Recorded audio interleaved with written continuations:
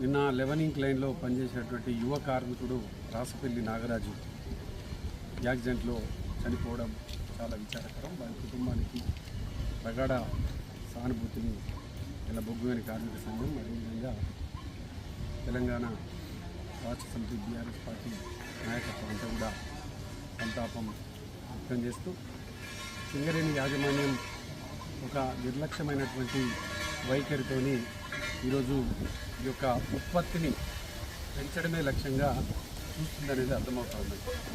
సంఘటన జరిగినప్పుడు దాని మీద తూతూ మంత్రంగా చర్యలు తీసుకోవడం, తర్వాత ఏమాత్రం కూడా పట్టింపు చేయకపోవడం అనేది చాలా విచారకరం.